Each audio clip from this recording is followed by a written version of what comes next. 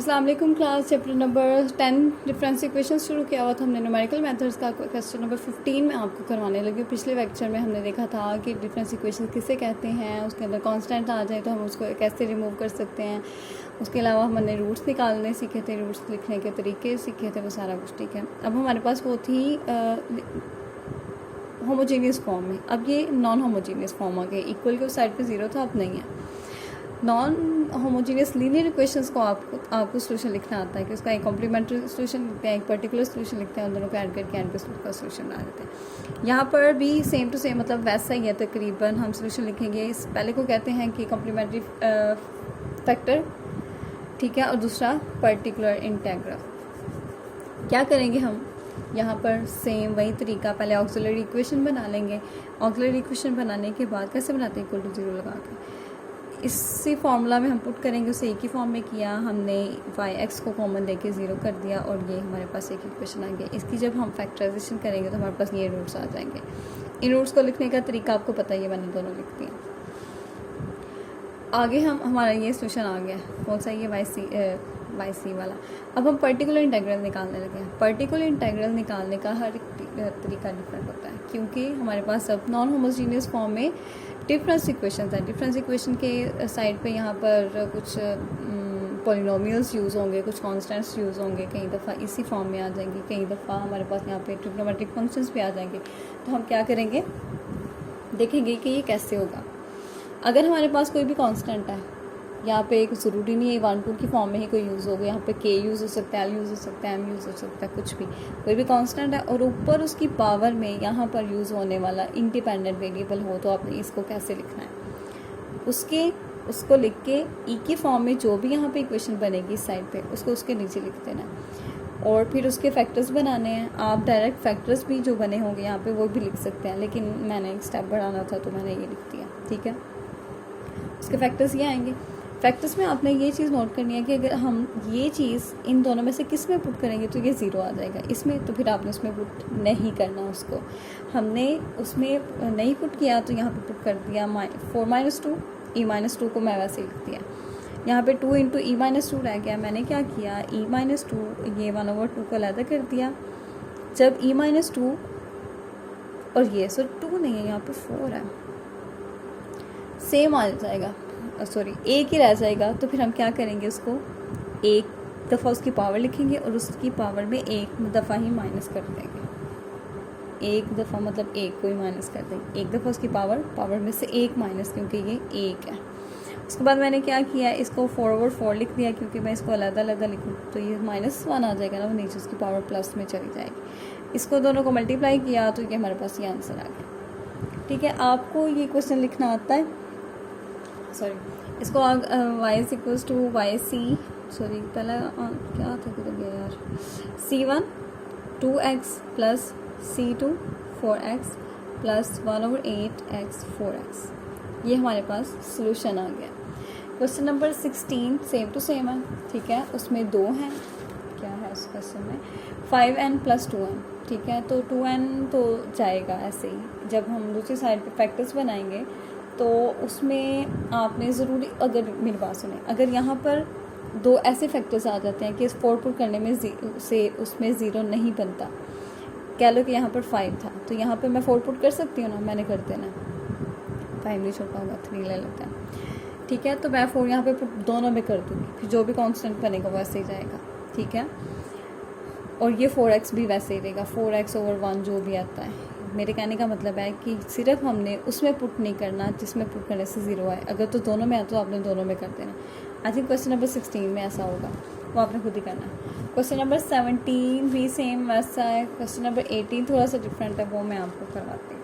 Question number 18 किस लिहाज से डिफरेंट है क्योंकि उसमें एक कॉन्स्टेंट आ गया जिसमें पावर नहीं है, वो आपके पिछले भी क्लियर हो जाएंगे। इनको मैं डायरेक्ट लिखने लगी हूँ, e2 - 4e + 3 = 0। ऑक्सिलरी इक्वेशन बनाने के बाद आपने इनको e में चेंज करना है। e में चेंज करने के बाद आपने yn को करना है साइड पे, उसको 0 कर दिया। कर लेंगे आप, कर लेंगे। क्या हो गया,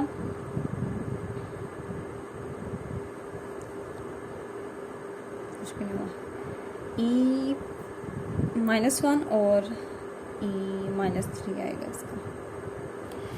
जब आप इसकी फैक्टराइजेशन करेंगे तो आपके पास ये आएंगे और इसके रूट्स क्या बन जाएंगे 1 और 3।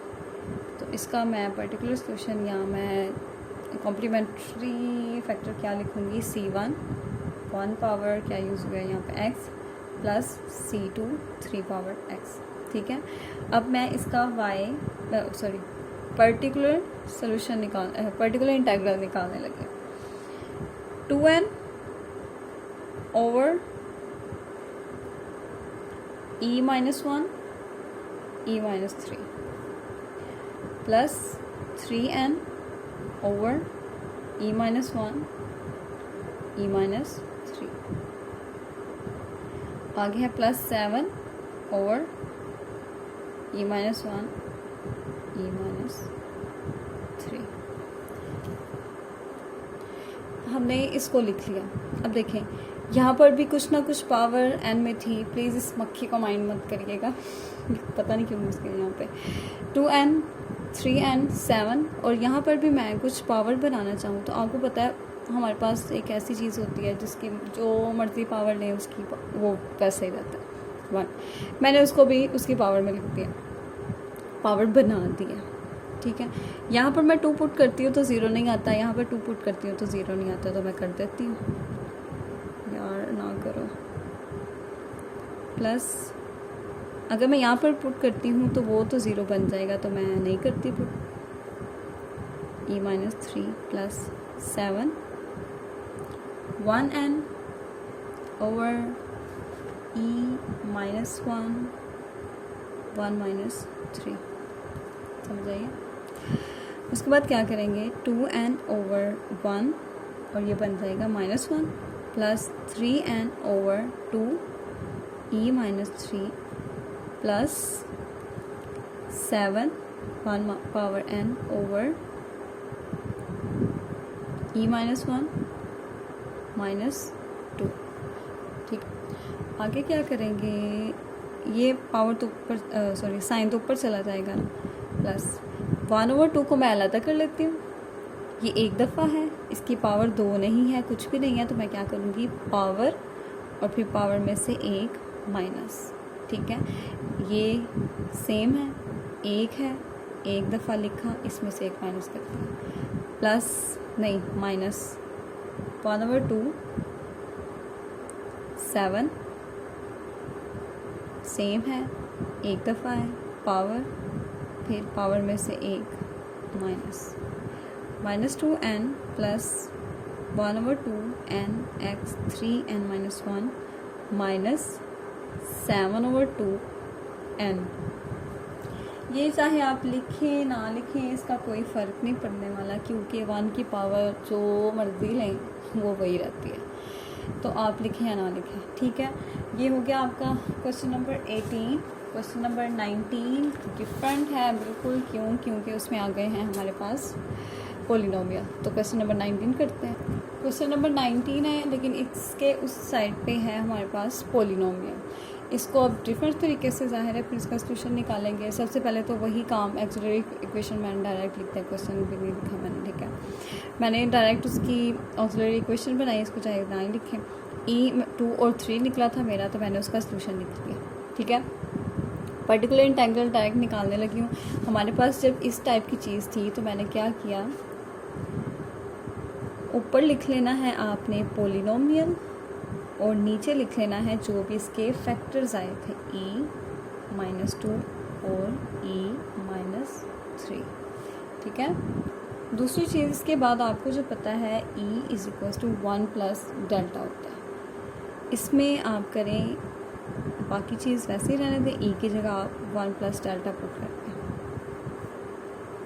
1 प्लस डेल्टा -3 = ऊपर वाली चीज़ वैसे ही रहेगी और नीचे हो जाएगा डेल्टा -1 और डेल्टा -2। इसके बाद आपने क्या करना है, इसको मल्टीप्लाई कर दें इसके साथ, x² -3 डेल्टा +2। ठीक है, ये आ गई हमारे पास। कुछ याद आ रहा है, कुछ ऐसे क्वेश्चन शायद हमने पीछे किए हों पिछले सेमेस्टर्स में। यहाँ पे 1 बनाना है, हमने क्या किया, 1 माइनस 2 कॉमन ले लिया हमने, पूरी एक्स कहाँ से आ गया भाई, डेल्टा है, ठीक है। मैंने डेल्टा स्क्वायर माइनस 3 डेल्टा के साथ 2 को डिवाइड क्यों किया है, क्योंकि 2 जब इससे कॉमन ले लिया, यहाँ पे तो 1 रह गया, तो यहाँ पर नहीं था तो मैंने इसके साथ इसको डिवाइड कर दिया, ऐसे ही लेते हैं, ठीक है। इसके बाद हम क्या करेंगे, इस चीज़ को ऊपर ले जाते हैं, ये 1/2x इसी साइड पे रहेगा, x square plus x plus 1, ऐसे इसको इस साइड पे लिखते हैं। अभी मैंने लिख लिया तो मैं कर लेती हूँ चेंज से, okay. 1/2 1 minus delta square minus 3 delta over 2। थोड़ी सी चेंजिंग मैंने किया है वो देख लें आप, इस पे यहाँ पे प्लस कर दें, यहाँ पे भी प्लस किया, उसका इन्वर्स लिखा लिखा वो लिख लिया, ठीक है। X square plus x plus 1।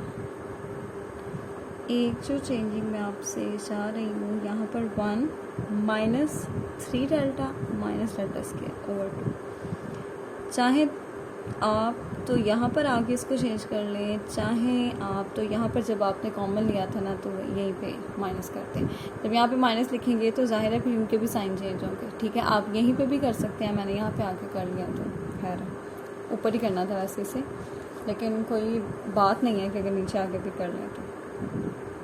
उसके बाद क्या हम करेंगे, 1/2 1 minus 3 delta minus delta square by 2, sorry sine same है, यहाँ पे प्लस आएगा, एक्सपेंशन कर रहे हैं हम,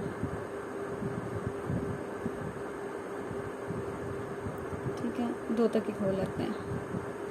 इसको मैंने क्या किया, मैंने इसको एक्सपेंड कर दिया, इसको जब इन्वर्स के साथ यहाँ पे भी माइनस होता है, मतलब तो यहाँ पर दरमियान में माइनस होता है तो यहाँ पर सारे प्लस आते हैं, ठीक है। एक्सपेंड करते हुए ये चीज़ याद करते हैं कि कब अल्टरनेटिव साइंस आते हैं कब नहीं आते, ठीक है। मैंने क्या किया, 1/2 1 प्लस डेल्टा वालों को मैंने इकट्ठा किया,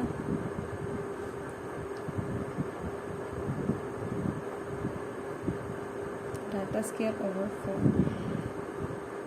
मैंने सिर्फ डेल्टा स्क्वायर तक की वैल्यू लिया, बाकी मैंने सबको निगलेक्ट कर दिया। कैसे, इसका अगर आप सेपरेट स्क्वायर खोलते हैं तो ये क्या बनता है, 9 delta square plus delta 4 minus 6 delta cube.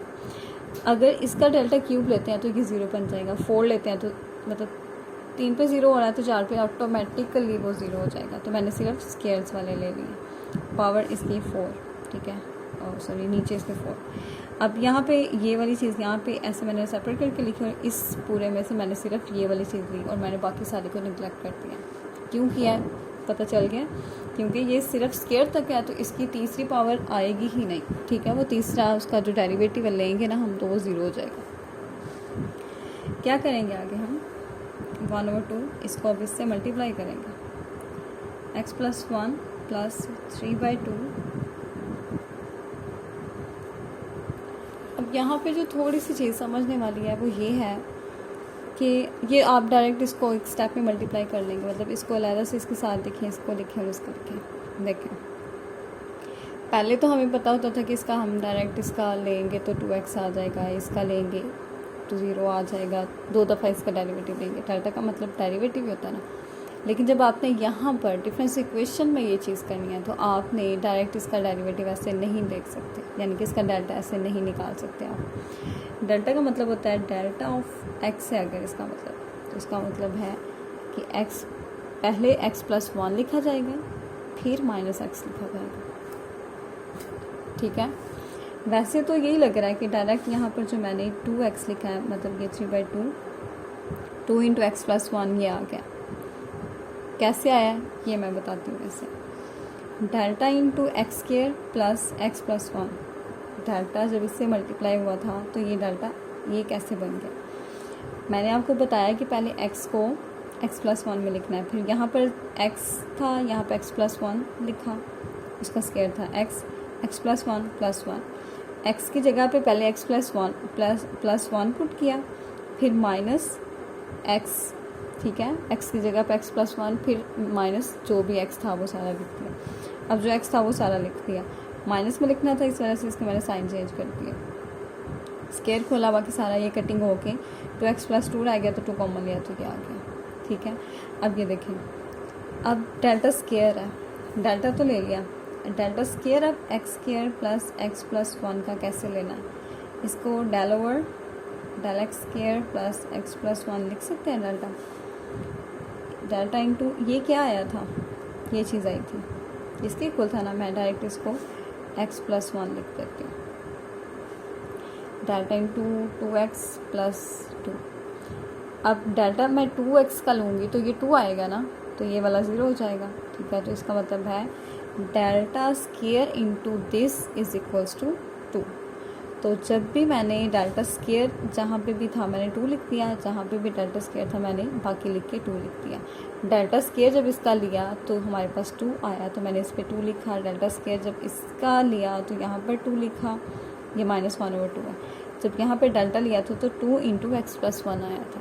ठीक है, इस बात की समझ आई है कि जब भी हमने डेल्टा इंटू कुछ भी है यहाँ पे, पहले हमने x की जगह पे x+1 पुट करना है, फिर माइनस लगा के जो भी यहाँ पे है उसे डायरेक्ट वहाँ पे लिख देना।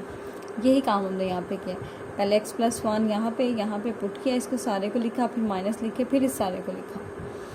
तो यहाँ पर जो भी था वो आपने देख लिया। ठीक है, इतनी बात की समझ आ गई है। मैं बार बार ऐसे पूछती हूँ जैसे भी क्लास के, yes ma'am.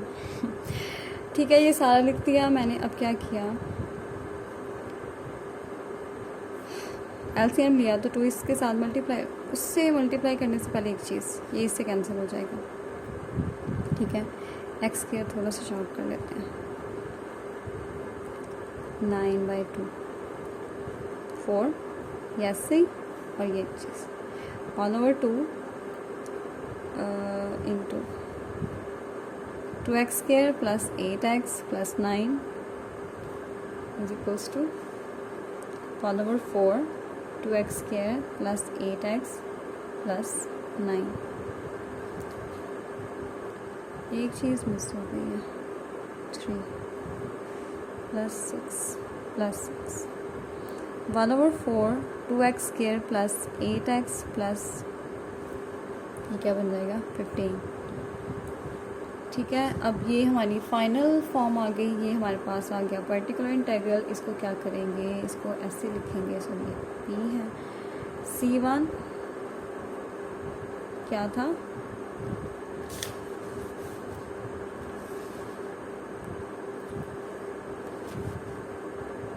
To x plus c2 3 into x plus 1/4 2x² plus 8x plus 15। ठीक है, ये अब हमारे पास जो सोल्यूशन हमें रिक्वायर्ड था वो आ गया। क्वेश्चन नंबर 19 भी हो गया आपका। अब आपको करना आ गया है कि हमारे पास दूसरी साइड पे अगर कोई पोलिनोमियल आ जाता है तो उसे कैसे करते हैं। पोलिनोमियल आ जाए तो उसको करने का एक सिंपल यही तरीका है, पहले तो उसका वही निकालते हैं ना, हर दफ़ा ऑक्सिलरी इक्वेशन निकाल के ना सबसे पहला सोल्यूशन निकाल के उसको फारिग करें। यार p पर्टिकुलर सोल्यूशन कैसे निकालना है, पोलिनोमियल को ऊपर ही रहने दें, नीचे वालों को करें, फैक्टर्स बनाएं, उसके फैक्टर्स बनाने के बाद आपने ई को चेंज करना है डेल्टा में, फिर उन दोनों को मल्टीप्लाई करके फिर आपने उसकी ये फॉर्म बनानी है कि हम उसको उसमें से कुछ कॉमन लें और ऊपर लेके जाएं, तो उसकी मतलब एक्सपैंड कर दें, उसके दरमियान में माइनस लाएं ताकि हमारा ना सीधा सीधा प्लस वाला बन जाए जब हम उसे एक्सपैंड करें। उसको लेके गए, यहाँ से हमने 2 कॉमन लिया, 2 कॉमन लेने के बाद हमने यहाँ पे माइनस लगाया ताकि यहाँ पर साइन चेंज हो जाए।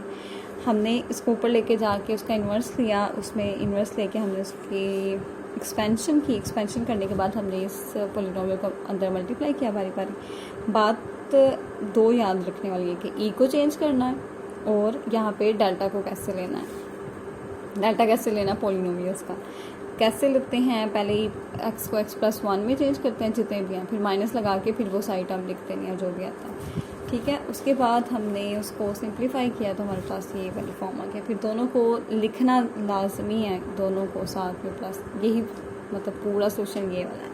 क्वेश्चन नंबर 19 हो गया है आपका। क्वेश्चन नंबर 20 भी सेम है, डेल्टा को आप ये डायरेक्ट दिया ही डेल्टा में हुआ है। ठीक है, यहाँ पे एक साइड पे कांस्टेंट है, कांस्टेंट वाला भी आपको करना आता है, कुछ भी नहीं करना है इसको। क्वेश्चन नंबर ये जो है 3x, x का मतलब है पोलिनोमियल। चलिए ये भी करते हैं। क्वेश्चन नंबर 20, क्वेश्चन 20 है, उसमें मैंने डायरेक्ट उसको ई को निकाल दिया। ठीक है, पहले मैंने डाटा को ई में चेंज करके देखा कि ई हमारे पास क्या आता है, वो 0 आ गया। इसका मतलब है कि अब हम जब उसका पर्टिकुलर इंटीग्रल निकालेंगे तो हमने पोलिनोमियल को ऊपर रखना होता है और डिवीजन में क्या लिखनी होती है, इसके जो फैक्टर्स होते हैं। अब इसके जो फैक्टर्स थे ही नहीं तो हम डायरेक्ट ई वाली फॉर्म लिख देंगे। ई वाली फॉर्म क्या निकली, ई वाली नहीं डेल्टा वाली, सॉरी। फिर उसको ई में चेंज करना है। क्या थी पहले, delta two E, sorry delta square 2 delta plus 1। क्या करते हैं इसमें, 3x प्लस 2 ओवर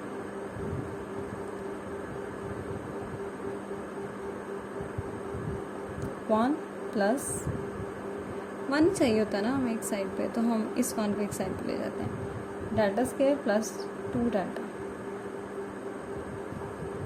ठीक है, पिछले क्वेश्चन में हमने कॉमन क्यों लिया था, क्योंकि हमें एक साइड पे 1 चाहिए होता है। तो हमने 1 है हमारे पास एक साइड पे, तो हम कुछ भी कॉमन नहीं लेंगे। इसको ऊपर ले जाओ, सॉरी फिर मैंने इसको पहले लिख दिया, इसको बाद में लिखा करें। सादत के हाथों मजबूर है सारे। -1, sorry inverse 1 plus delta square plus 2 delta inverse 2x। Polynomial को एंड पे लिखते हैं क्योंकि हमने बाद में इसे मल्टीप्लाई करना होता है। क्या करेंगे, 1 minus delta square plus 2 delta plus delta square plus 2 delta square minus चलता जाएगा 3x plus 2। 1 minus delta square minus 2 delta plus 4 delta square. इसका स्केयर खोलेंगे तो ये 4 हो जाएगा, और जब हम दरमियान वाले लिखेंगे 3 हो जाएगा, और फिर ये 4 डेल्टा स्केयर हो जाएगा। मैंने ये वाला 4 डेल्टा स्केयर लिखा है। Delta 4 plus 4 delta square plus 4 delta cube 2ab वाला। तो मैंने हाइट को निगलेक्ट कर दिया, मैंने सिर्फ डेल्टा स्केयर वाला लिखा। वैसे तो डेल्टा स्केयर वाले पे भी ये 0 ही होगा क्योंकि ये x है। ठीक है, जो भी है मैंने क्वेश्चन को थोड़ा सा लटकाना है इसी तरीके से, ताकि मेरा क्वेश्चन बड़ा लगे और मुझे नंबर ज़्यादा मिल जाए। ठीक है, मल्टीप्लाई कर देते हैं। उससे पहले हम देख लेते हैं कि ये +3 डेल्टा स्केयर बन जाता है। 3x प्लस 2 मल्टीप्लाई करते हैं, 3x plus 2 plus 3 delta square 3x plus 2 minus 2 3x plus 2। अच्छा, फिर वही चीज़ क्या हो गया, सारा कुछ किया। ये लिखने की ज़रूरत नहीं थी क्योंकि इसमें 0 हो जाना है। आप इसको डेल्टा ओवर डेल्टा स्केयर को delta over delta 3x plus 2 लिखें तो यहाँ पे डेल्टा इंटू 3 रह जाएगा, तो ये इक्वल टू 0। ये स्केयर का बता रही हूँ कि अगर यहाँ पर 0 लिखना है आपको, तो यहाँ पे ये चीज़ मैंने ये चीज़ सॉल्व किया है। डेल्टा 3x प्लस 2, पहले x की जगह पे x प्लस 1 प्लस 2 रखा, माइनस फिर इसको लिखा, तो ये मैंने साइन चेंज कर दिया। कटिंग हुई, ये +2 -2 से कैंसिल हुआ, ये आपस में मल्टीप्लाई हुआ, 3x वाले पे कैंसिल तो 3 रह गया। जब हमने स्केयर वाले का करना है तो वो ऑटोमेटिकली 0 हो जाएगा। तो वहाँ पे लिख लो, चाहे इसको +0 भी एक डाल दो अंदर। क्या किया, उसकी जगह पे मैंने 3 रखा, उसको ऐसे ही लिखा, इसको 3 तो 6 और ये 3x माइनस 4 आंसर आ गया। आप में से जब करेंगे तो बहुत सौ का आंसर 3x माइनस 1 भी आएगा, क्योंकि मेरा हमेशा 3x माइनस 1 आता था, और ये मिड्स में भी आई थिंक ये आया हुआ था, तभी मेरा 3x माइनस 1 नहीं आया था। ठीक है, क्योंकि मैं यहीं से गलती करती थी, तो मैंने आपको ये अच्छे तरीके से समझा दिया कि आपने ये गलती नहीं करनी। ठीक है, जो मैं करती रही हूँ। तो 20 तक क्वेश्चंस हो गए आपके, आप ये देखें। इसके बाद नेक्स्ट 5 क्वेश्चंस अगली वीडियो में अपलोड करूँगी, और उसके बाद वो वाली वीडियो होगी जहाँ पे आपके पास पेपर्स के क्वेश्चन सॉल्व होंगे जो 10th चैप्टर में से आए हुए हैं। और आपको पता है कि पेपर रिपीट हो जाता है कई दफ़ा। ठीक है, ओके, अल्लाह हाफिज़।